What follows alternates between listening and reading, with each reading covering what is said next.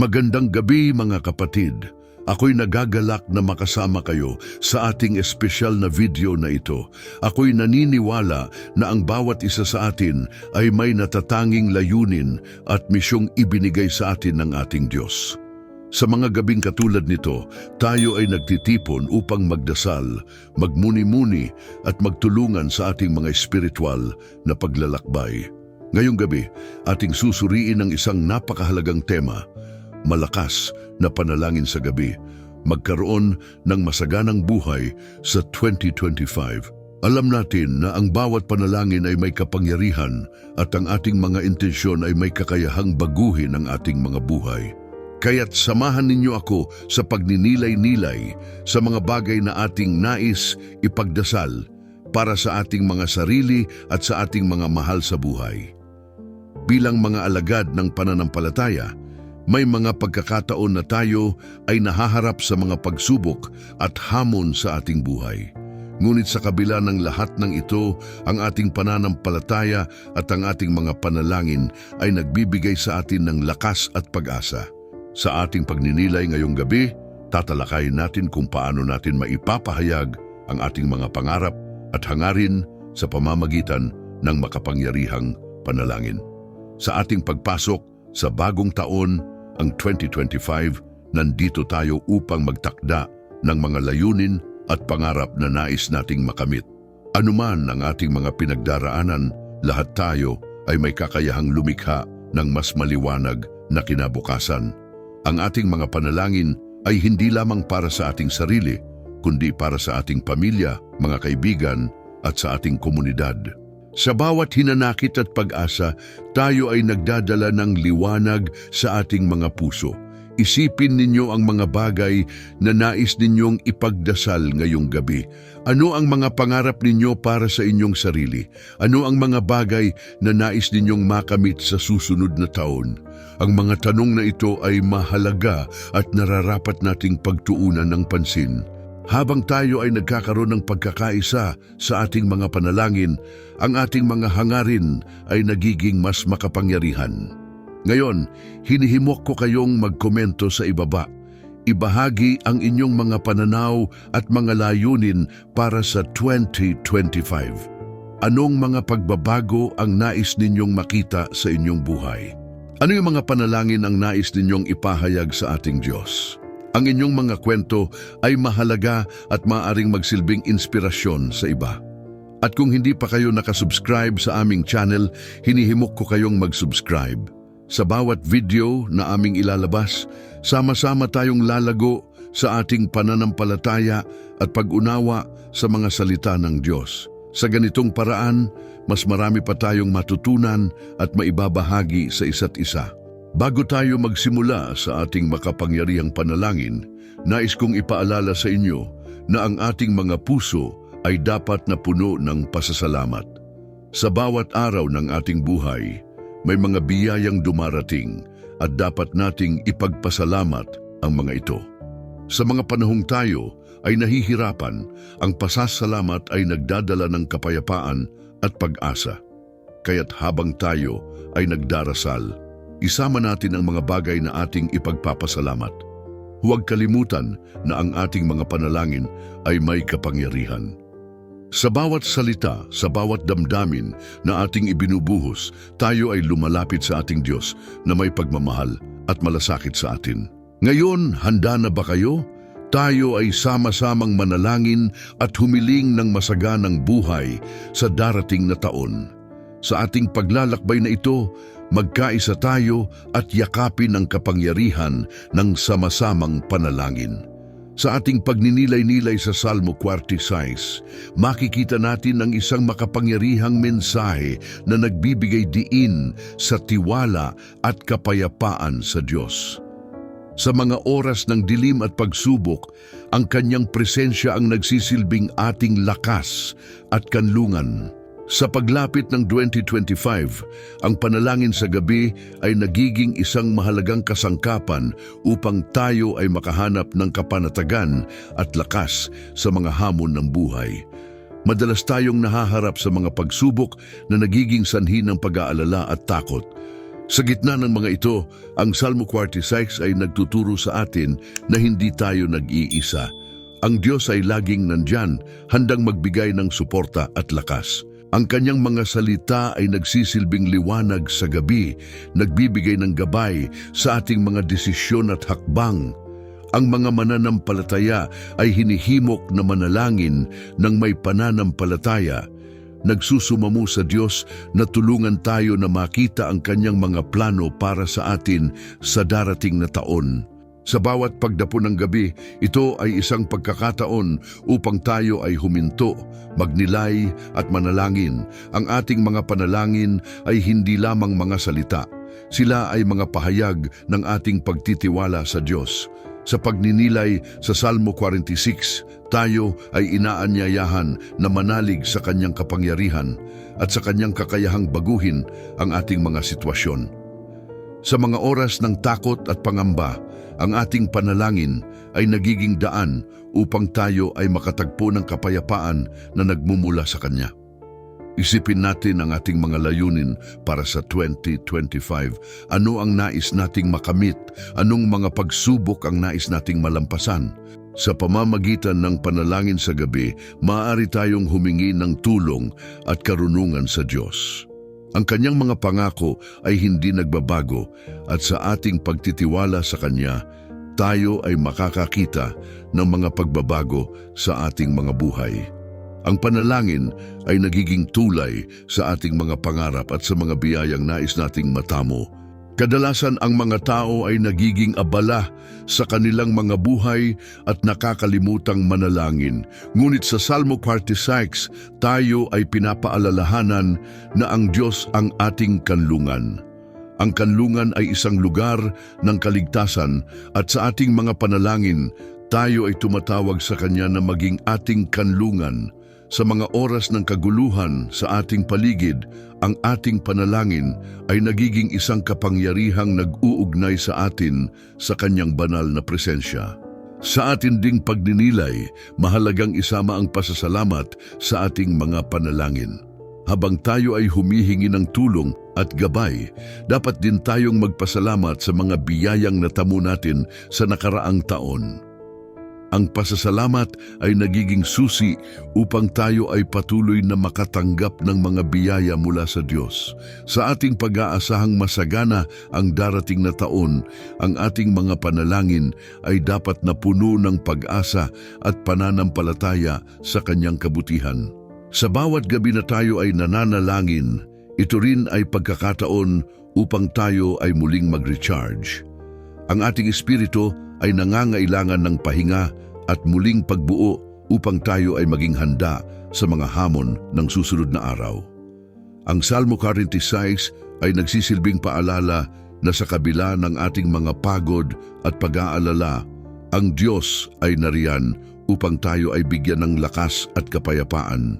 Sa pamamagitan ng ating mga panalangin, maaari nating ipagkatiwala ang ating mga pangarap at ambisyon sa Kanya. Sa huli, sa ating mga panalangin sa gabi, naway maging daan ito upang tayo ay makatagpo ng masaganang buhay sa 2025. Sa ating pagtitiwala at pananampalataya, ang Diyos ay susunod sa ating mga hiling at magiging katuwang natin sa bawat hakbang ng ating paglalakbay.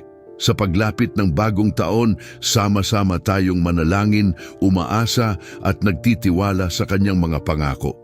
Sa ating pagninilay sa Salmo 91, makikita natin ng isang makapangyarihang mensahe ng proteksyon at kaligtasan na inaalok ng Diyos sa atin. Ang mga talatang ito ay hindi lamang nagbibigay ng katiyakan, kundi nag-aanyaya rin sa atin na tumawag sa Kanya sa ating mga pangangailangan, lalo na sa mga sandali ng kadiliman at pag-aalala. Sa pagpasok ng bagong taon, ang ating mga puso ay puno ng pag-asa at mga pangarap.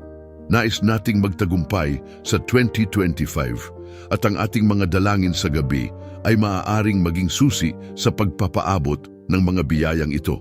Ang Salmo 91 ay naglalaman ng mga pangako ng Diyos sa mga nagtitiwala sa Kanya.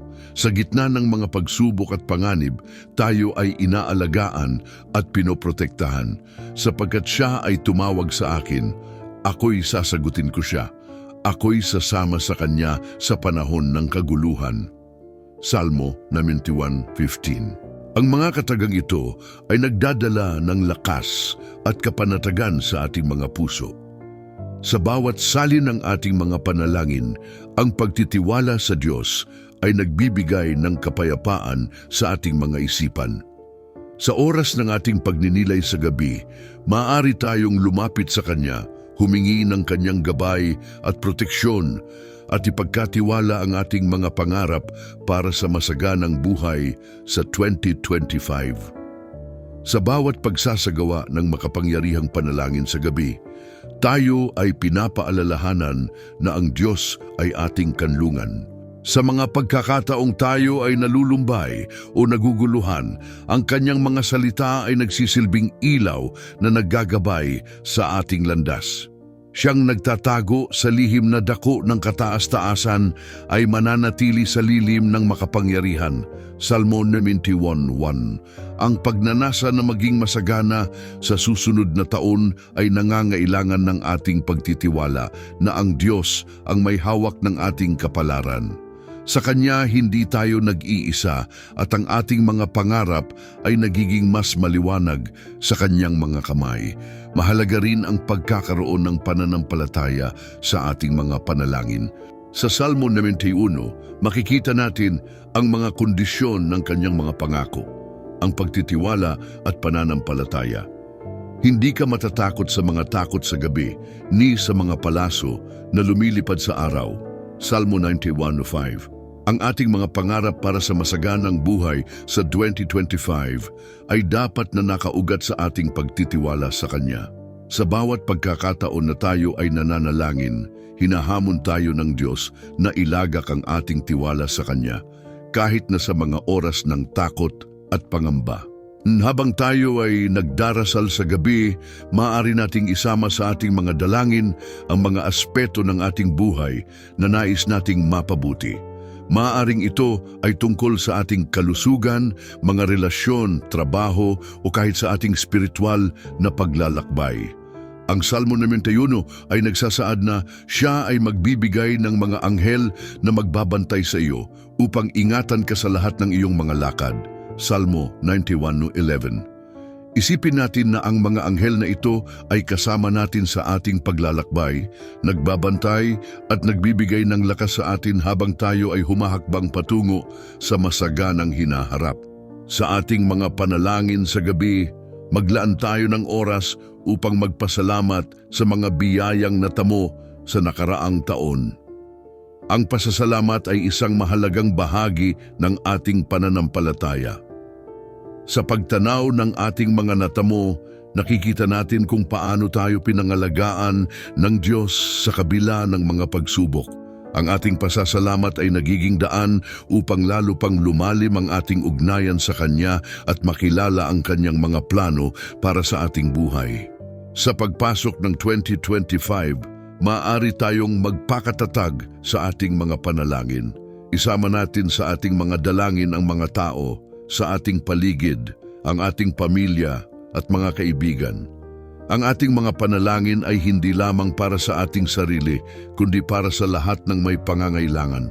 Sa pagtutulungan natin sa isa't isa at sa ating pagtitiwala sa Diyos, makakamit natin ang masaganang buhay na ating pinapangarap. Sa bawat gabi, habang tayo ay dumudulog sa Diyos, dalhin natin ang ating mga pangarap at ang ating mga takot. Ipaabot natin sa Kanya ang lahat ng ating saloobin. Ang mga panalangin natin ay hindi lamang mga salita, kundi mga pagkilos ng ating pananampalataya. Sa pamamagitan ng Salmo 91, tayo ay sinisiguro na ang Diyos ay laging nandyan, handang makinig at tumulong.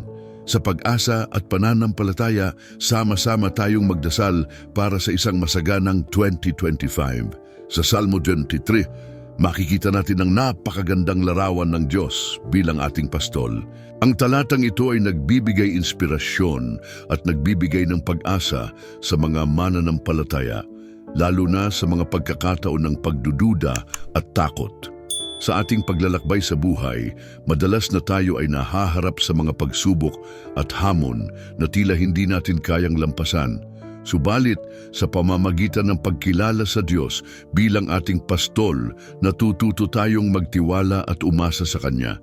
Ang Salmo 23 ay nag-uudyok sa atin na maghanap ng pamumuno mula sa Diyos. Ating isaisip na Siya ang nagbibigay ng mabuting patnubay sa ating mga desisyon.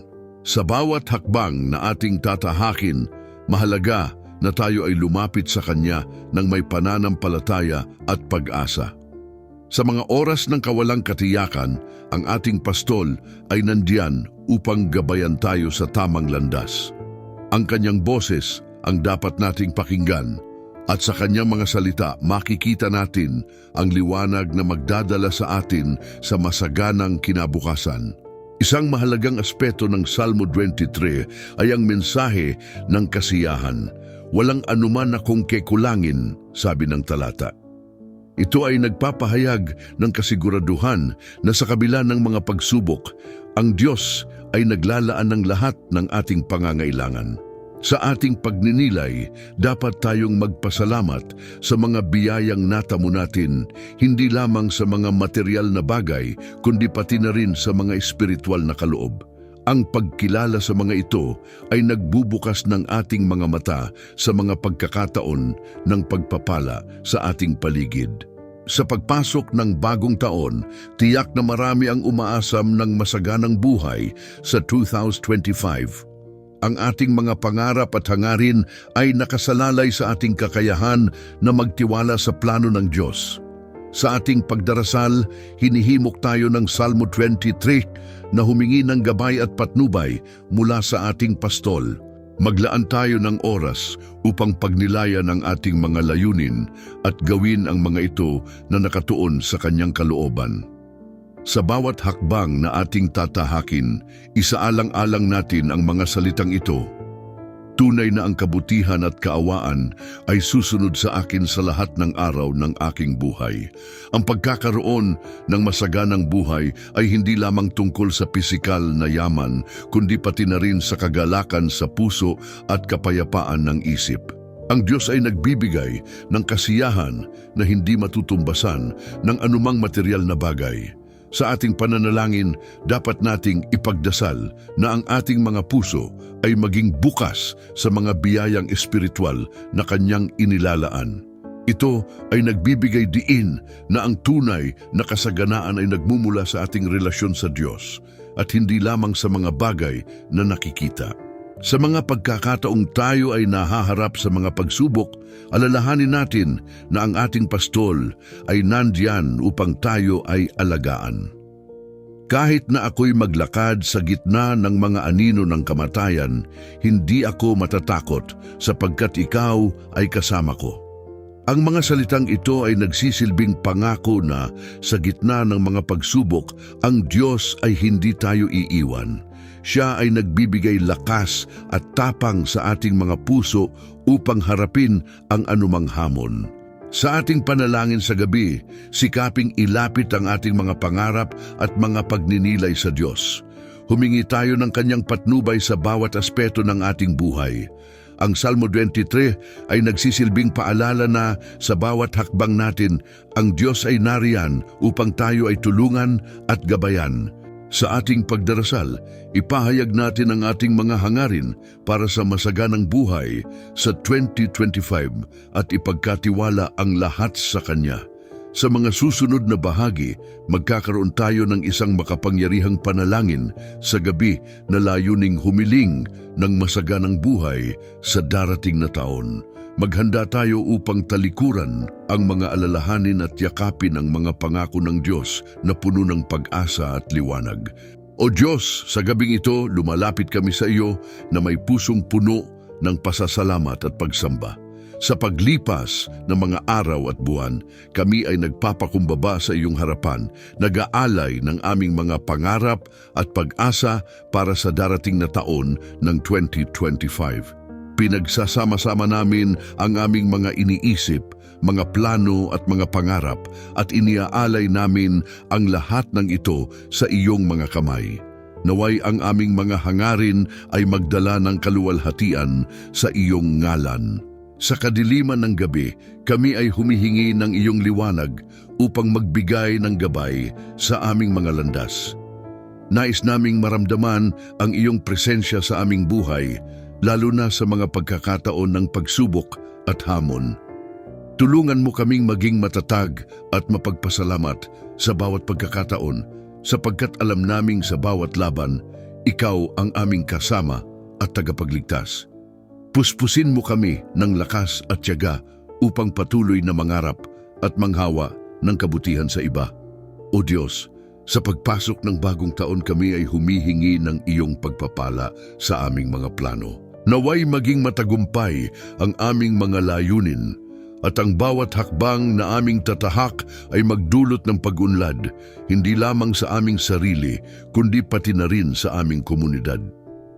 Bigyan mo kami ng karunungan upang makilala ang mga tamang desisyon na dapat naming gawin at tulungan mo kaming maging matatag sa aming pananampalataya.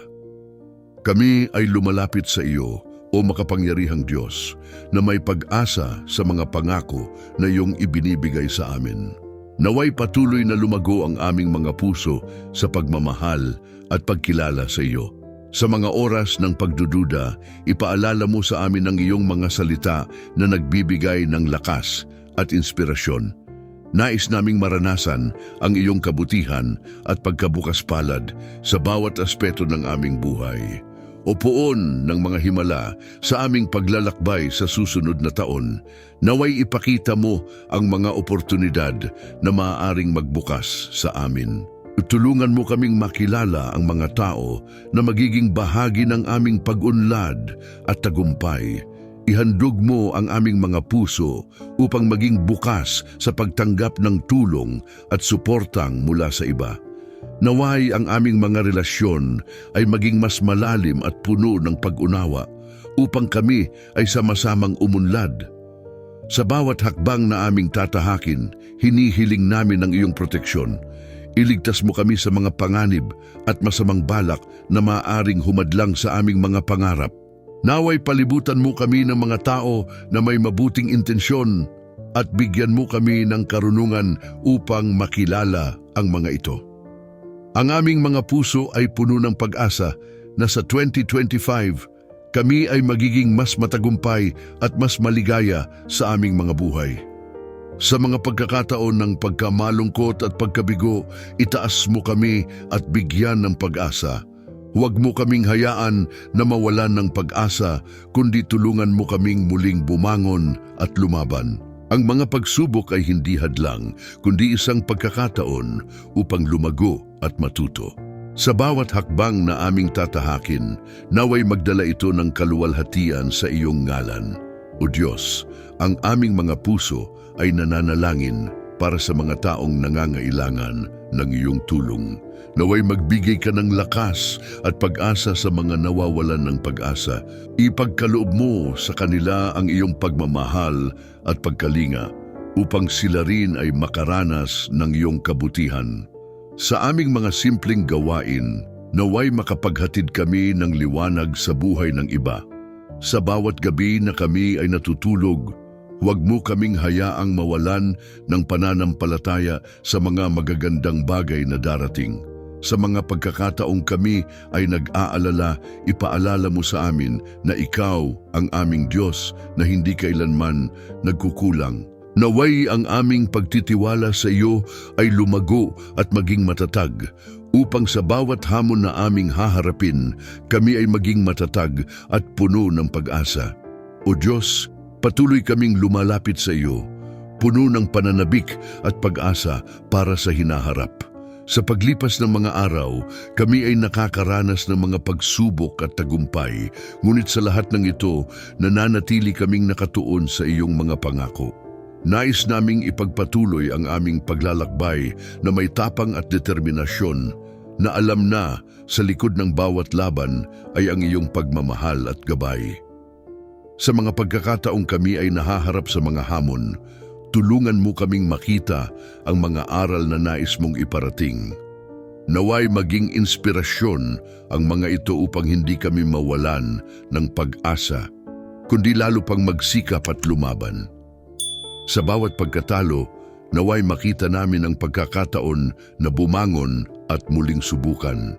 Ituro mo sa amin ang halaga ng pagpupunyagi at ang kahalagahan ng pagkakaroon ng positibong pananaw kahit sa mga panahon ng kadiliman. O Diyos, sa aming mga plano para sa 2025, naway maging maliwanag ang aming mga layunin at hangarin. Ihandog mo ang aming mga isipan ng karunungan at kaalaman upang makapagdesisyon kami ng tama at makabuti, hindi lamang para sa aming sarili, kundi para na rin sa aming kapwa. Hayaan mo sanang maging inspirasyon kami sa iba sa pamamagitan ng aming mga aksyon at mga salita. Nais naming ipakita ang iyong liwanag sa mundong puno ng takot at pag-aalinlangan. Sa bawat hakbang ng aming paglalakbay, sana'y patuloy mo kaming bigyan ng lakas at lakas ng loob.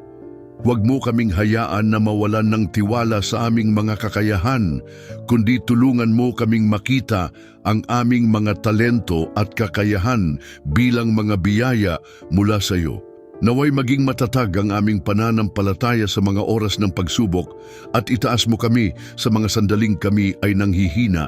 O Diyos, kami ay nananalangin din para sa mga nagugulumihanan at naliligaw ng landas. Naway makatagpo sila ng liwanag sa kanilang mga puso at magbigay sa kanila ng pagkakataon na magbago at muling bumangon. Ibigay mo sa kanila ang mga tao na magiging gabay at inspirasyon upang sila'y makahanap ng pag-asa sa kabila ng kanilang mga pinagdadaanan. Nais naming maging bahagi ng kanilang paglalakbay sa pamamagitan ng aming pagmamahal at suporta. Sa mga oras ng kapayapaan at kasiyahan, nais naming ipagpasalamat ang lahat ng iyong mga biyaya. Sa bawat araw na kami ay nabubuhay, kami ay lumalapit sa iyo na may mga pusong puno ng pasasalamat. Sa mga simpleng bagay, naway makita namin ang iyong kabutihan at pagkilos sa aming mga buhay. Huwag mo kaming hayaang malimutan ang mga pagkakataon ng grasya at pagmamahal na iyong ipinagkakaloob. O Diyos ng mga himala, sa darating na taon, naway ipakita mo sa amin ang mga pinto na maaaring magbukas sa amin. Bigyan mo kami ng pananampalataya na kami ay makakakita ng mga pagkakataon kahit sa mga sitwasyon na tila walang pag-asa. Sa mga pagkakataon na kami ay naliligaw ng landas, ituro mo sa amin ang tamang daan patungo sa iyong layunin para sa amin. Ihandog mo sa amin ang mga pagkakataon na makapaglingkod sa iba at sa pamamagitan ng aming mga gawa, naway mapalaganap ang iyong pagmamahal at pagkalinga. Sa bawat gabi na kami ay natutulog, naway magdala kami ng katahimikan sa aming mga puso at sa aming pagbangon, naway muling sumiklab ang aming pag-asa at sigla. Sa mga pagkakataon na kami ay naguguluhan, ipaalala mo sa amin ang iyong mga salita na nagbibigay sa amin ng lakas at kapayapaan. Sa bawat pagsubok na aming haharapin, naway magsilbing matibay na sandalan ang aming pananampalataya sa iyo, at sa bawat hakbang na aming tatahakin, naway magdala ito ng kaluwalhatian sa iyong ngalan. O Diyos, sa aming mga panalangin, naway marinig mo ang aming mga pakiusap at ang aming mga hinanakit. Sa aming paglalakbay, patuloy naming isusulong ang iyong mga layunin at mga plano para sa amin. Salamat sa iyong walang hangang pagmamahal at sa mga pagkakataong kami ay napapalakas at napapagtibay. Sa iyong ngalan, kami ay nagtataas ng aming mga dalangin at pasasalamat. Amen. Sa pagtatapos ng ating devosyonal na ito, nais kong hikayatin ang bawat isa sa inyo na patuloy na magsikap sa inyong pananampalataya at sa inyong mga panalangin. Sa mga nakaraang minuto, tinalakay natin ang kahalagahan ng panalangin sa ating buhay at kung paano ito nagiging daan upang makamit ang masaganang buhay sa darating na taon. Ang ating mga pagninilay-nilay ay hindi lamang naglalayong ipaalala sa atin ang mga pangako ng Diyos, kundi upang itaguyod ang ating tiwala sa Kanya. Sa ating paglalakbay patungo sa isang masaganang 2025, mahalaga na patuloy nating ipagdasal ang ating mga pangarap at layunin. Ang bawat panalangin na ating inaabot sa Diyos ay nagdadala ng liwanag at pag-asa sa ating mga puso. Huwag tayong mawalan ng pag-asa. Sa kabila ng mga pagsubok na ating kinakaharap, tandaan nating ang Diyos ay laging naririyan upang makinig at umalalay. Ang ating mga hinanakit at pangarap ay mahalaga sa Kanya. Siya ang ating tagapagligtas at ating gabay sa bawat hakbang na ating tatahakin. Isipin natin ang mga bagay na nais nating makamit sa susunod na taon. Maaaring ito ay mga layunin sa ating karera, mga relasyon, o maging sa ating espiritual na paglalakbay. Isulat natin ang mga ito at dalhin ang mga ito sa ating panalangin. Huwag tayong matakot ipahayag ang ating mga hangarin sa Diyos. Siya ay may plano para sa atin at ang kanyang mga plano ay puno ng pag-asa at magandang kinabukasan. Habang tayo'y patuloy na nananalangin, mahalaga ring tayo ay maging bukas upang pahalagahan ang mga pagkakataon na ipinapadala sa atin ng Diyos. Minsan, ang mga sagot sa ating mga panalangin ay dumarating sa mga hindi inaasahang paraan. Magtiwala tayo na ang Diyos ay nagtatrabaho sa mga bagay na hindi natin nakikita. Ang kanyang mga daan ay hindi ating mga daan, ngunit ang kanyang mga paraan ay mas mabuti at higit na nakabubuti para sa atin. Huwag kalimutang tayo rin ay tinawag na maging mga tagapagdala ng liwanag at pag-asa sa iba. Sa ating mga panalangin, isama natin ang ating mga kapwa. Manalangin tayo para sa ating mga pamilya, mga kaibigan, at maging sa mga taong hindi natin kilala. Sa pagkilos ng Diyos sa ating buhay, naway maging inspirasyon tayo sa iba na magtiwala rin sa Kanya. Bago tayo magtapos, nais kong ipaalala na ang ating mga panalangin ay may kapangyarihan. Huwag tayong huminto sa pagdarasal, lalo na sa mga oras ng pangangailangan. Ang ating pananampalataya ay nagiging matatag sa pamamagitan ng ating pakikipag-ugnayan sa Diyos. Kaya, sa bawat gabi, bago tayo matulog, hayaan nating maging bahagi ng ating mga ritual ang panalangin. Ibigay natin ang mga alalahanin, ang mga takot at mga pangarap natin sa Kanya. Tiwala tayo na Siya ay kumikilos sa ating mga puso at isip. Sa pagtahak natin sa bagong taon, dalhin natin ang ating pananampalataya bilang ating sandata. Ang panalangin ay hindi lamang isang aktibidad, kundi ito ay isang ugnayan sa ating tagapaglikha. Sa bawat hakbang na ating tatahakin sa 2025, naway dalhin natin ang presensya ng Diyos sa ating mga buhay at sa ating mga desisyon. Naway ang bawat gabi ay maging pagkakataon para sa atin na muling lumapit sa Kanya. Magtiwala tayo sa Kanyang mga pangako at sa Kanyang walang katapusang pagmamahal. Isipin natin na sa bawat oras ng ating pagdarasal, tayo ay nag-aanyaya ng mga biyaya, kapayapaan at kasaganaan sa ating mga puso at buhay. Patuloy tayong manalangin, patuloy na magtiwala at patuloy na umasa. Ang Diyos ay kasama natin sa ating paglalakbay at sa Kanya walang imposible. Tayo'y naglalakbay tungo sa masaganang bukas at ang panalangin ay ang ating gabay sa landas na ito. Magpakatatag tayo at magpatuloy sa ating pananampalataya. Amen.